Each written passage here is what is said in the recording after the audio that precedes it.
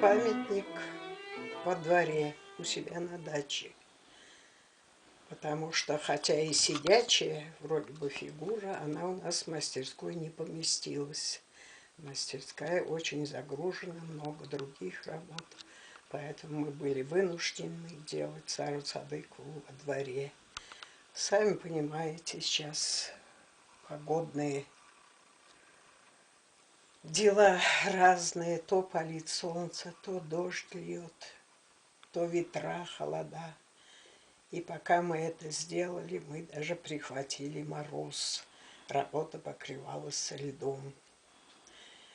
Увеличивать решили мы сами, потому что обычно скульпторы, даже самые такие посредственные, уж не ахти какие скульпторы, они пытаются нанимать увеличителя из Москвы. А это лишние деньги. Мы решили увеличивать сами, потому что у нас каждая копейка на счету. Мы в основном-то, вот до Сары Садыковой, мы работники без работы. Нам заказы не дают, и поэтому каждая копейка на счету. Думаем, мы не можем нанимать скульптора из Москвы и отдавать эти большие деньги кому-то. И так мы, значит, а это очень трудно увеличивать, это каждый скульптор знает, поэтому, может быть, и не берутся. Вот, потому что это и физически трудно, и ответственно очень. Но мы были вынуждены вот по этой причине. В основном увеличивали, естественно, моя семья. Тут и муж помогал, и девочки мои, и в основном младшая Марина. Вот. Ну, мы осилили этот тяжкий, очень тяжелый труд в любую погоду. И вот на этом окончательном приеме присутствовали очень значительные люди Татарстана. Это Гайнутдинов Айдар Рафаэлович, это зам министра культуры, поэт Валеев Разиль Исмагилович, Ринат Харис, председатель Союза художников Абзгильдин Абрек. Присутствовал Хусаинов Асгар Меньшалихович, как я уже говорила, Зарипов Ахтям, из Союза художников Башмаков, скульптор Гасимов и наш соавтор, архитектор Нургалиева Розалия. Так что все было очень ответственно, и очень был теплый прием. Мы услышали очень много хороших слов, отзывов и восторгов. Так что наш труд как-то оправдался, мы довольны. Вот, а до этого был такой же прием в Министерстве культуры. Там принимали уже рабочую модель. Тоже почти этот же состав присутствовал, и Равиль Валеев, и Союз художников, и Союз композиторов, Тутаева. Закиров. Директор театра Камала Закиров. Также очень тепло отнеслись к памятнику, очень тепло высказывались, поддерживали нас. Им всем все понравилось. Мы довольны и счастливы были. Вот теперь, значит, ну, отформовали, приехали из Москвы, из других городов. Формовать мы сами не стали, это вообще тяжело, потому что авторы сплошные женщины, это какой-то очень тяжелый труд физический. Мы за форматорство уж не взялись, формовали приезжие. Вот. Ну и слава богу, теперь ведь уже памятник готов. Он стоит в литейном цеху Казани, где отлили уже в бронзе. Все готово. Уже почти 3 года тому назад уже все готово. Почему он не стоит? Вот эти вопросы постоянно мне задают. Кто звонит, кто пишет. Я, откровенно говоря, очень устала. Потому что долго отвечать по телефону или как-то это трудно, потому что это надо всю историю рассказывать. Вот, посещать какие-то там органы, и сходить куда-то, встретиться, и вот к вам даже прийти в фонд культуры, фонд Сары Садыковой, у меня нет возможности, потому что у меня проблемы, большие проблемы с ногами. Я почти что, может быть, как-то не выхожу. Я даже Тухаевскую премию сама получить не смогла. Я не смогла туда пойти, куда положено. Машины у нас нет и никогда не было. Вот так вот. Я уж поэтому даже извиняюсь, что вам диск посылаю. А была бы очень рада с вами встретиться, и вот так бы мы поговорили вместе. Теперь уже вот на эти вопросы, почему нет памятника до сих пор, это надо не мне задавать. Это мы здесь вообще ни при чем. Мы 3 женщины, все силы свои вложили. Труд мы этот сделали. Мы сдали хорошо.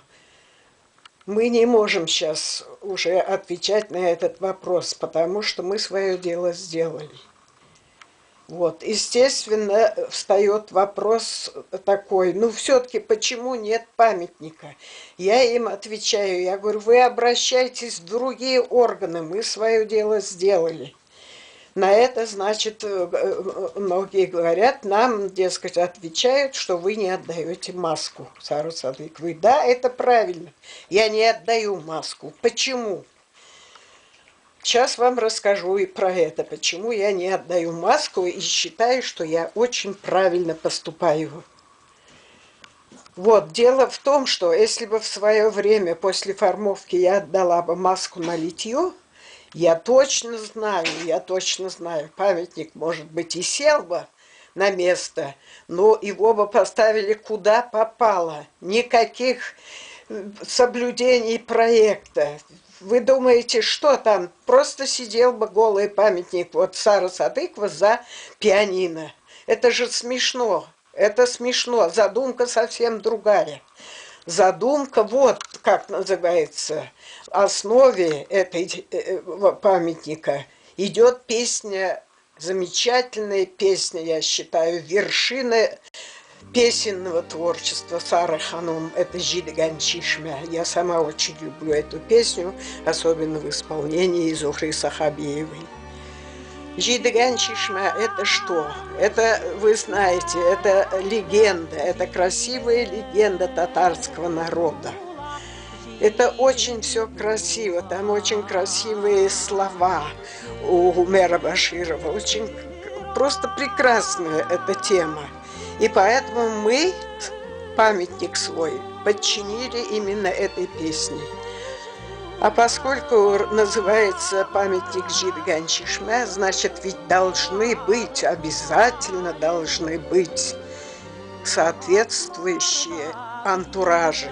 Это что? Это то, что Сара Садыкова должна быть окружена прекрасными деревьями, которые она любила. Это березки, это калина, это рябина, это сирени. Я как-то недавно совсем слышала по телевизору, кто-то пел песню Сары Садыковой, где она говорит, где она умоляет: не лишайте меня родины моей, не лишайте меня калины, рябины моей. Это так прекрасно, это пронизывает. Вот поэтому не надо даже и памятник лишать вот этой просьбы Сары Садыковой. Потому что это будет очень красиво на фоне таких вот наших богатств. Вот, например, возьмем калину и рябину. Они прекрасно цветут весной.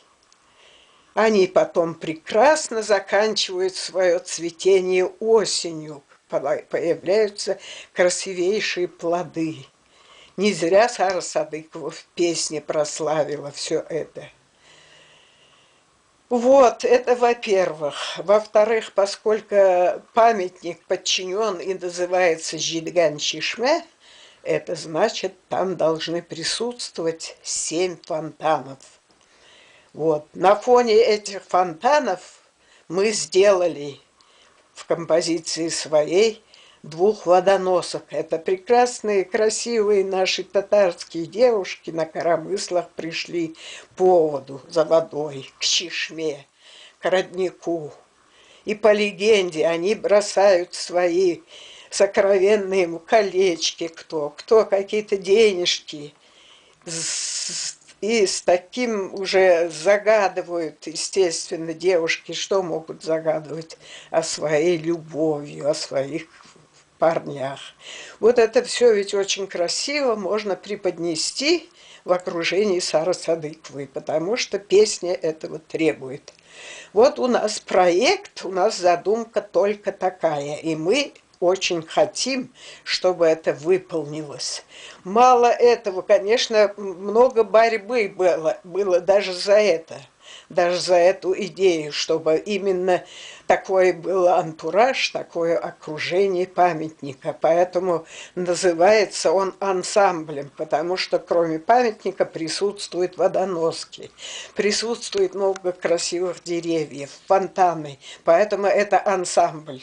Вот этот ансамбль поддержал даже Рустам Миннеханов, тогда глава правительства, а сейчас уже президент. Мы ему очень благодарны, потому что такая поддержка, это же зависит и с финансированием связано, и главное, с понятием связано. Вот этот, он все-таки деревенский парень, так же, и как я в деревне росла, я деревенская, хоть и не родилась там. Очень приятно, что вот понял человек, понял, что красота деревенская, о котором пишет Сара Садыкова в своей музыке, она должна осуществляться и на памятнике. И вот идет сколько лет, вот уже почти 3 года, уже теперь и об этом. Ведь есть постановление Рустама Миннеханова, что это ансамбль, что все должно исполняться по проекту. А ко мне вопросы, почему не встает до сих пор памятник? Ну разве я должна заниматься этим проектом? Я скульптор, мы скульпторы женщины свою задачу выполнили. Мы сдали государству большой комиссии почти на отлично свою работу. Почему ко мне такие вопросы постоянно? Где памятник, почему нет памятника? С этим надо обращаться в Министерство культуры, к чиновникам, которые обязаны это делать, потому что договор такой, договор ансамбль. Дорогие мои друзья, вот вы тоже поймите и, пожалуйста, помогите, чтобы эти вопросы не ко мне поступали. Хватит уже. Памятник давно надо открывать, он готов. Вот отлить маску, между прочим, это за 2 дня можно открыть. Так что маски здесь вообще ни при чем. Вот так вот. И мой ответ, окончательный ответ.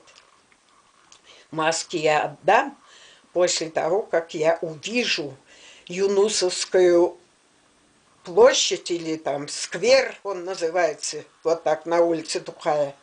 Если я увижу, что он оформлен, что начались работы, что функционируют фонтаны, потому что если это не случится с самого начала, они не будут функционировать. Это будет опять ложь. Вот так вот. И я хочу увидеть своими глазами, пока я жива-здорова, увидеть Сару, сидящую на большом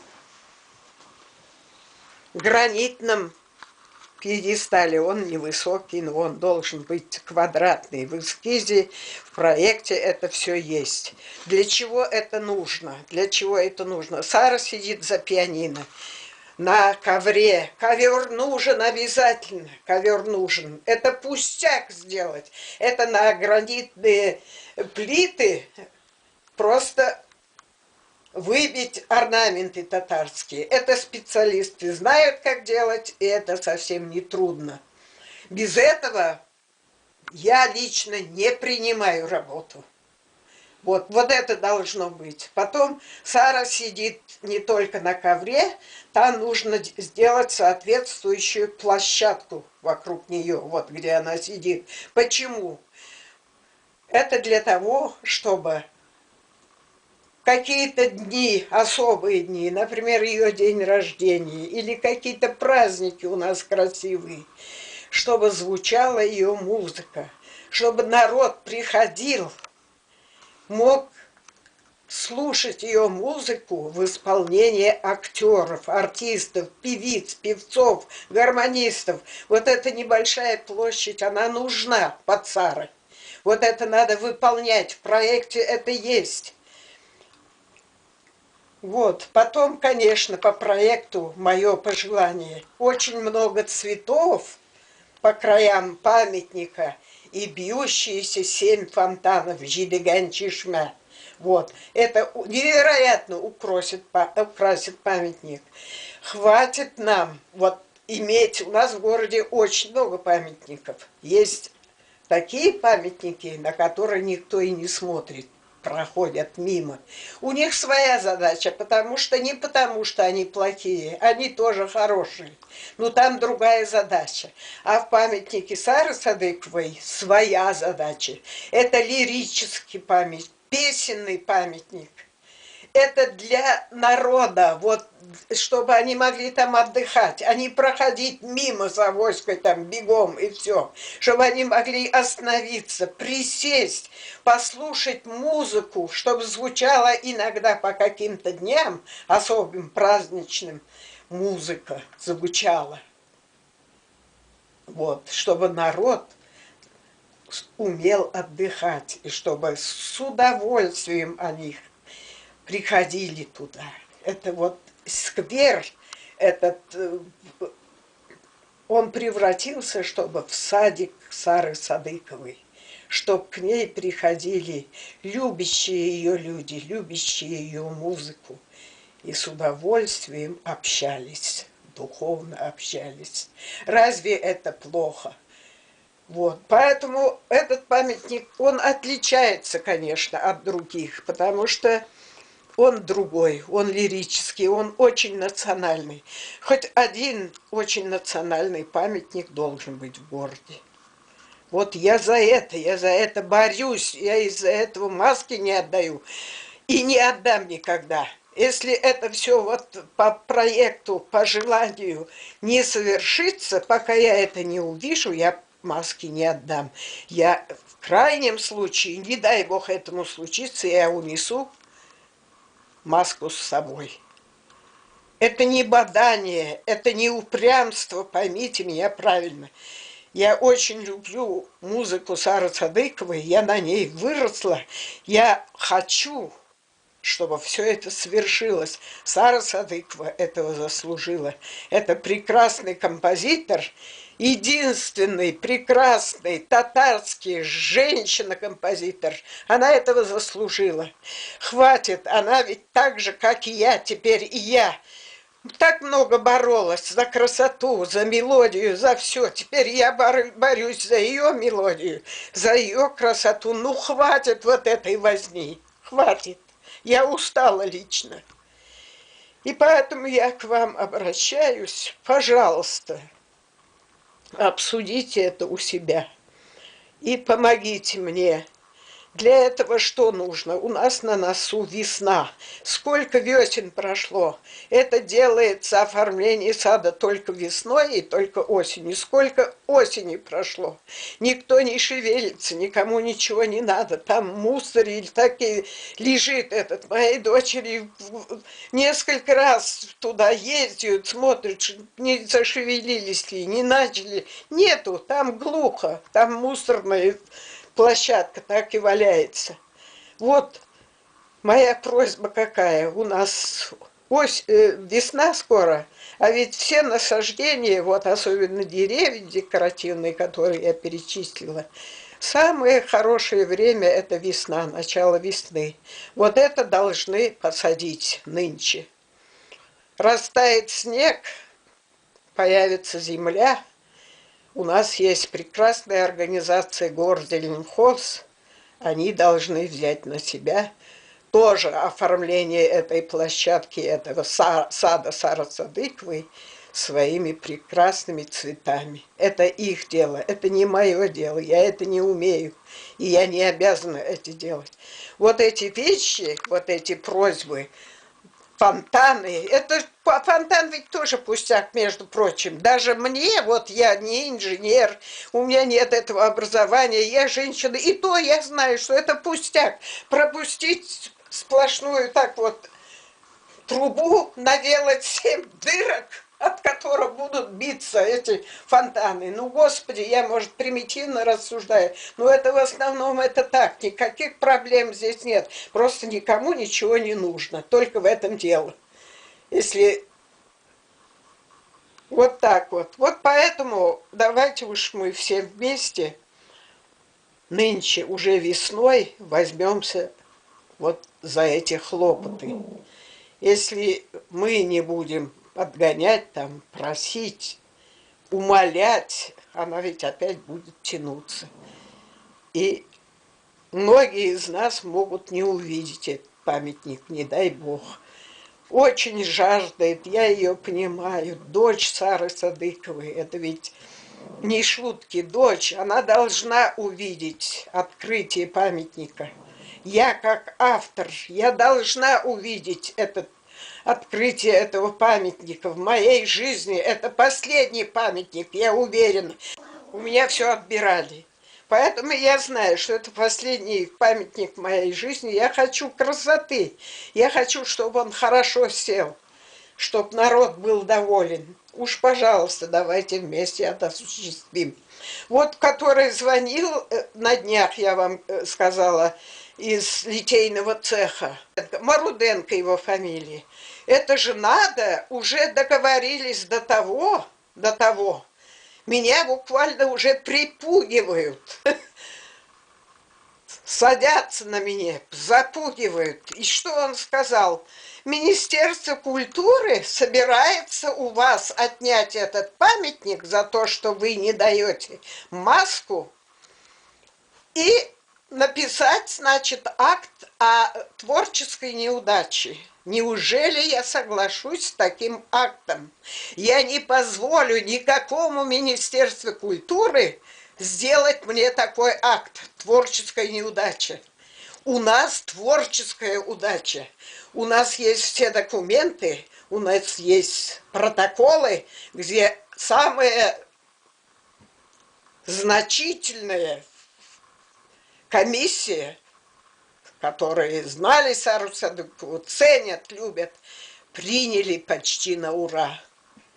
Вот так вот. У меня творческой неудачи нет. Если кто-то собирается вот таким путем еще поступить с моим 5-м памятником, это я буду считать, что это творческая неудача Министерства культуры, а не моя. Не надо меня запугивать. Я пуганная уже давно, я сейчас ничего не боюсь. Мне терять нечего. Ну, стоять буду на своем до конца. Вот так вот. Так что мне больше сказать нечего. Не надо меня дергать. Мне хочется очень открыть этот памятник самой, увидеть эту красоту, которую мы с моими дочерьми создали. Не надо больше с нами так поступать. Я вас всех очень благодарю, что вы терпеливо меня выслушали. Поздравляю вас с новым 2010 годом. Желаю в этом году нам всем крепкого здоровья, счастья и открытия памятника нашей любимой Сары Садыковой. До свидания.